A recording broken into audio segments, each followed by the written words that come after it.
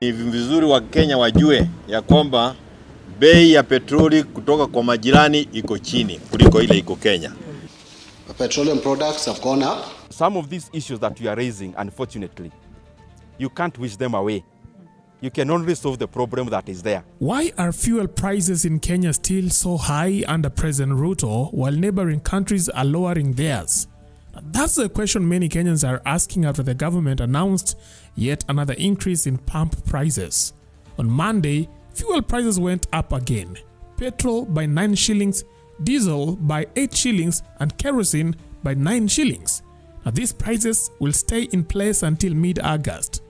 The Energy and Petroleum Regulatory Authority EPRA blamed the hike on high costs of importing fuel into the country. The cargoes that we priced in the cycle that we were in are all June priced cargoes.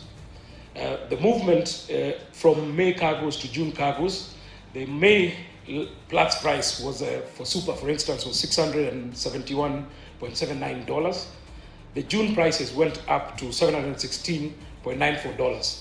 And this really is the reason why we have seen an increase in the pump price on Monday. And Treasury Cabinet Secretary John Mbadi defended the move, saying global oil prices have gone up because of the Israel-Iran conflict. He insisted that the cost of bringing petroleum into Kenya had increased for that matter. Interest cost is now the single largest expenditure item on our budget, on the recurrent budget, exceeding the national government wage. Ndindi Nyoro, the former chair of the Budget and Appropriation Committee, isn't convinced. He argued that Kenya's fuel prices no longer match global trends. Some of these issues that you are raising, unfortunately, you can't wish them away. You can only solve the problem that is there. If you are not solving it, then whatever explanation you give may not suffice. The critical issue is this one. The fuel price now currently in Kenya, just citing petrol, is 186 shillings. If you cross the border and you go to Tanzania, in this month, they are equivalent of EPRA that does the same that EPRA does. If you just check or you call anyone in Tanzania, the petrol prices in Tanzania currently is 142 shillings. The petrol prices in Uganda currently is below 182 shillings, marginally lower than Kenya. But diesel is much cheaper than Kenya, of course, because diesel in Uganda is below 170 shillings. If you go to Ethiopia, the current price of liter of petrol is maybe around 122 Ethiopian birr, which is also below 125 Kenya shillings. If you go to a place like Rwanda prices are also below 170 per liter of petrol. Nyoro pointed to secretive government borrowing as part of the problem. He questioned why the government used part of the road maintenance levy as security for loans.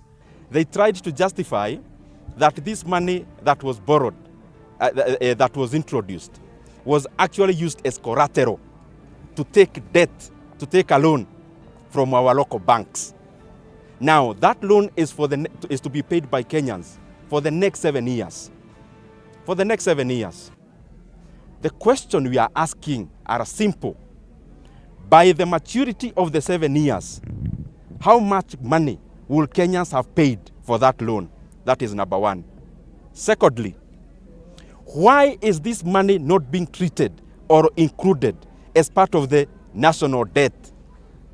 Why the urgency of hiding this loan in a separate book from the book that is known by our leaders and from the book of loans and debt and obligations that is known by Kenyans? What are you hiding? The other thing, is this debt sovereign guaranteed? Is it guaranteed by the sovereign called Kenya? He also revealed that in 2023 alone, when global oil prices were dropping, the government quietly added a 7 shillings per liter levy on fuel, blocking Kenyans from enjoying lower prices. So the basic issue here is that the fuel prices in Kenya have been high, not because of global issues, but because of exorbitant levies and taxes. And of note is that the government actually introduced a levy of 7 shillings last year. And that is why, even when global oil prices went down, Kenya never noted, because that is the period when the government then inserted the 7 shillings as part of the fuel levy. Even more worrying, Nyoro said, is that the government borrowed 175 billion Kenyan shillings against this levy without informing Parliament or the public. Their responses, I saw they are trying to justify construction of roads. Construction of roads in Kenya is not an invention that has been done yesterday. All the regimes have been building tarmac roads. And no Kenyan has a problem when it comes to development, and especially the building of tarmac roads. The problem is that there has never been any other time that Kenyans are borrowing illegally and coming to Kenyans to explain using construction of roads. We have always had roads, but we have never been in an abyss where we are borrowing illegally for the same purpose. And I want to request, when we hear these issues, we are hearing them because all of us as Kenyans are stakeholders. If Kenyans ikienda pahali baya, inaharibu sisi wote.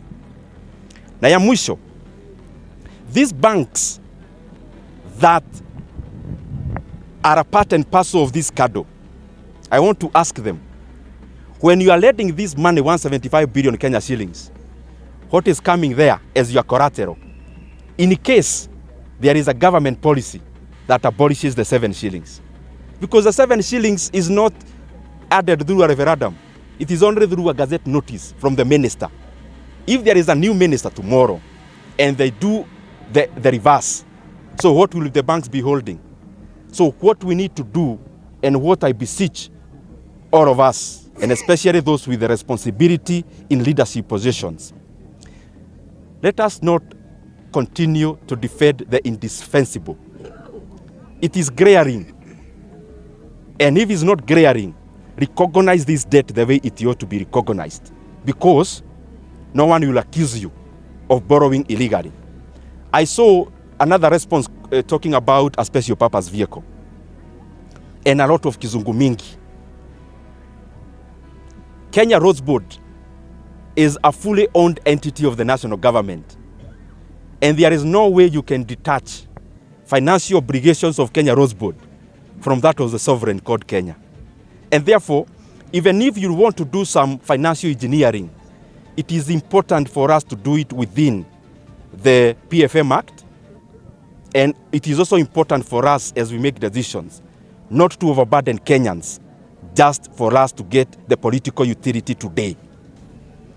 The 175 billion Kenya shillings, the cost is an extra 100 billion. We need to ask ourselves as Kenyans, is it worth it? Kwani kuna siku wa Kenya hawatahitaji barabara? Then hii bilioni ya nini? 2027 wa Kenya watahitaji barabara. 2028 wa Kenya watahitaji barabara. So hii mambo ya kukibiza wa Kenya na kuongeza deni zaidi ya deni, na hiyo deni kuwekwa kado ya madeni, I think that is what is basically suboptimal when it comes to prudent management of public resources. The prices of fuel, and especially even in the US, inachuka. Na ya tatu ni mjue kwamba walipofanya kupiga Gen Z na kuharibu maandamano ya Gen Z na kuona kama wamewaweza Gen Z, gharama ya maisha sasa imeanza kupandishwa. Expect this to be the order of the day. Na utasikia wakileta visigizio kutoka kila pahali.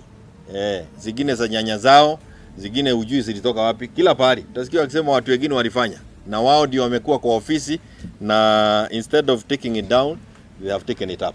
Yeah. That one we condemn and we don't agree.